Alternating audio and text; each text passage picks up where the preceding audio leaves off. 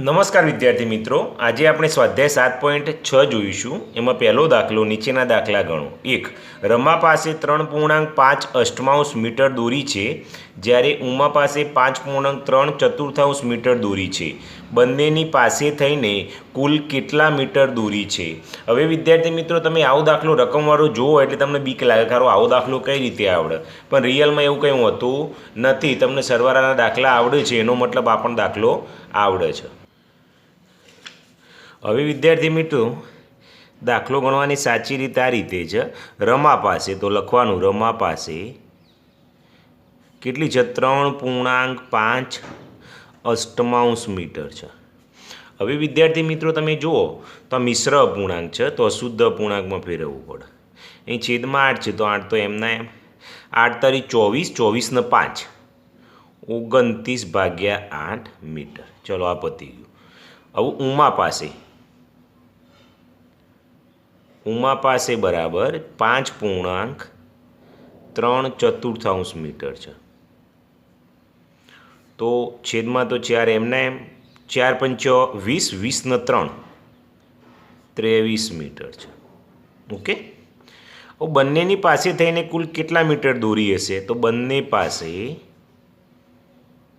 તો શું કરવાનું? આ બંનેનો સરવાળો કરો. 29/8 વત્તા 23/4. વિદ્યાર્થી મિત્રો, આ બધું લખવું બહુ જરૂરી છે. રમા પાસે, ઉમા પાસે, બંને પાસે. ખ્યાલ આવ્યો? હવે વિદ્યાર્થી મિત્રો, 8 અને 4નો લસા લઈએ આપણે. તો 2 ચોક 8, 2 દુ 4, 2 દુ 4, 2 એકા 2 અને 2 1 1, 2 દુ 4 દુ 8 લસા આવ્યો. લસા તો તમને આવડે છે. હવે લસા બરાબર 8. અહીં બરાબર 29/8 છે. હવે અહીં વિદ્યાર્થી મિત્રો છેદમાં 8 આપેલા જ છે, લસાય 8 છે, એટલે કંઈ કરવાની જરૂર નથી. 23/4. અહીં 4 છે અને 8 લાવવાના, એટલે 4 દુ 8, ઉપર નીચે 2 વડે ગુણવા પડે. તો 29/8 વત્તા 23 દુ 46 અને 4 દુ 8. હવે તમે વિદ્યાર્થી મિત્રો જુઓ તો બંનેના છેદ સરખા થઈ ગયા, તો અહીં 8 લખી દઈએ. 29 વત્તા 46, તો 9 6 15નો પાંચડો વધી 1, 4 5 6 અને 1 7, 75/8 આવ્યા. હવે આપણે આનું ફેરવીએ મિશ્ર અપૂર્ણાંક. તો 8 એકા 8, 8 દુ 16, 8 તરી 24, 8 ચોક 32, 8 પંચો 40, 8 છંગ 48, 8 સીતો 56, 88 64, 8 9 72. તો 8 9 72 અને 75માંથી 72 જોઈએ એટલે 3, તો 9.3 અષ્ટમાંશ. અહીં મીટર લખવું બહુ જરૂરી છે. પછી આટલું લખીને મૂકી નહીં દેવાનું. પછી શું લખ્યું છે? કુલ કેટલા મીટર દોરી હશે? તો અહીં જવાબ લખવો પડે વિદ્યાર્થી મિત્રો. કુલ 9.3 અષ્ટમાંશ મીટર દોરી હશે. જે જવાબ આવે એના પર તમારે બ્લોક કરી દેવાનો. આ રીતે વિદ્યાર્થી મિત્રો આવું કરશો 8મા ધોરણ 7મા ધોરણથી તમે, તો 10મામાં તમારે પૂરેપૂરા માર્ક્સ આવવાની સંભાવના છે. આ ટેવ પડશે ને તો 10મામાં પણ તમારે માર્ક્સ વધારે આવશે. આ ટેવ સાચી છે. ચલો બીજું જોઈએ. શોભનાને 2.3 કેક અને ઉષ્માને 1.3 અષ્ટમાંશ કેક આપવામાં આવી, તો બંનેને કુલ કેટલી કેક આપવામાં આવી? તો કુલ કેક લખી દઈએ. તો શોભના પાસે અને બીજી કોની પાસે છે? ઉષ્મા પાસે. આ રીતે તમે લખીને ગણો તો પણ ચાલે. ચલો શોભના પાસે કેટલી છે? 2.3 છે. ઉષ્મા પાસે 1.3 અષ્ટમાંશ છે.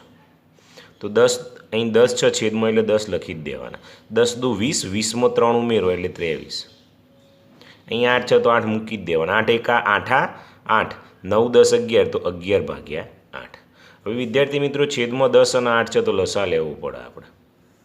તો બંને બેકી છે એટલે 2 ચાલશે. 2 પંચો 10, 2 ચોક 8, 2 5ને ના ચાલે પણ આને ચાલે. 2 દુ 4, હજી 2 ચાલશે. 5 એમને 2 એકા અને 5 1 1, 5 દુ 10 દુ 20 દુ 40. ઓકે. એટલે લસા બરાબર 40. તો 23 ભાગ્યા 10. હવે 10 છે ને 40 લાવવાના છે, 10 ચોક 40 વત્તા એમના એમ. 11 ભાગ્યા 8 છે, 8 પંચો 40. 4 તારી 12નો બગડો વધી 1, 4 દુ 8 ને 1 9 એટલે 92 ભાગ્યા 10 ચોક 40. 11 પંચો 55 અને 8 પંચો 40. હવે બંનેના છેદમાં જો 40 થઈ ગયા, આપણે મૂકી દઈએ. 92 વત્તા 55 એટલે 5 વત્તા 2 એટલે 7, 5 વત્તા 9 એટલે 14. 147 આવ્યા. હવે વિદ્યાર્થી મિત્રો, તમને 147 ભાગ્યા 40 આવડવા જોઈએ. જો નથી આવડતા તો હું તમને અહીં સાઈડમાં કરી દઉં છું ભાગાકાર. આ વિદ્યાર્થી મિત્રો તમારે રફ પેજમાં કરવાનો. 40 તારી 120 અને 40 ચોર 160 એ ત્રળી લેવો પડશે. 40 તારી 120 એટલે 7 અને 2. ઓકે, હવે કઈ રીતે લખવાનું હું તમને સમજાવી દઉં. જો અહીં છેદમાં 40 છે ને તો 40 તો લખી જ દેવાના, બરાબર. અહીં જે ભાગફળ આવ્યું એ આપણે અહીં પૂર્ણાંકમાં લખવાના, શેષ આવી એ ઉપર લખવાની. તો 3.2740 કેક, અહીં પાછળ કેક લખેલું છે. તો બંનેને કુલ કેટલી કેક આપવામાં આવી તો અહીં લખીશું આપણે, બંનેને કુલ 3.2740 કેક આપવામાં આવી. વિદ્યાર્થી મિત્રો, છેલ્લે આવું લખવાનો આગ્રહ હું એટલા માટે રાખું છું કે જ્યારે તમે 9મા 10મામાં આવશો તો બોર્ડમાં તમારા માર્ક્સ કપાઈ શકે છે. એટલે અત્યારથી ટેવ પડે અને તમે સારા માર્ક્સ લાવો એવી શુભેચ્છાએ તમને આ રીતે હું શીખવું છું. ઓકે.